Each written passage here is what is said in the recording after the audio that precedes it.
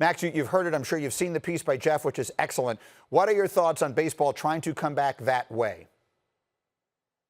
Well, it's a great idea for any sports league that wants to come back, provided there was a little mention of robust testing. That's what it all comes down to. Because even if you have a skeleton crew for baseball, you're talking about at least 25-man roster, 30 teams. And then you look at even if you have electronic enforcement of strike zones and everything else, with training staff, support staff, bare bones, it's over 1,000 people, easily.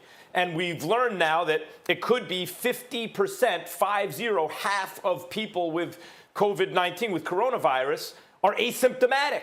So it really comes down, once again, can baseball get their hands on enough tests and the optics of that? While people are dying and locating where the virus is in the absence of a vaccine is of paramount importance, how does it look for a multi-billion-dollar industry to get preferential treatment in terms of acquiring a lot of tests? Mike, it's great for baseball if they can do it, if they can pull it off somehow. But I really think testing is not widely enough available at this moment for it to happen. No, not even close. But we could be talking about a month away or something like that.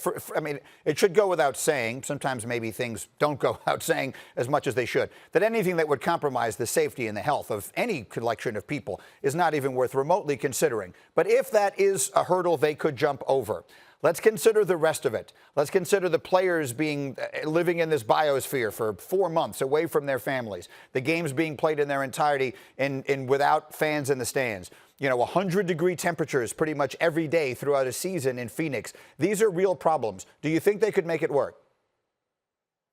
I do. I mean, I'm surprised that it is baseball that is making this push right now. Dana White is doing it with the UFC and MMA. I think boxing is poised to do the same thing if a promoter, again, get their hands on some tests, because you need far fewer of them, and then you need to enforce quarantine strictly and all those things, and people have to be willing to do it without their families. So I'm surprised it's baseball that has gotten this far along the path of at least discussing it and seriously considering it. But yeah, if they can do it, it's great. Mike, how many times you and I have spoken about FDR made it very clear during the Second World War, for the kids who don't know, that was the president of the United States at that time, Franklin Delano Roosevelt, made it very clear to baseball, hey, you're America's pastime. We want diversion during this time of national crisis. So it would be great if baseball could get it together. And then, Mike, consider the kind of sliding sort of importance of baseball over time,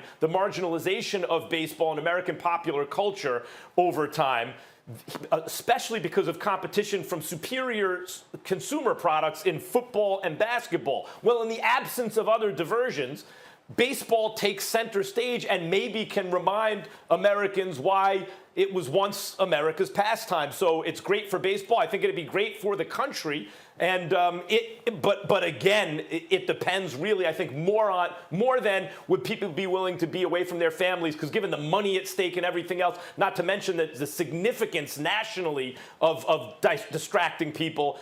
But the question really comes down to, again, can they get their hands on enough tests in the next, 3 weeks to realistically do this?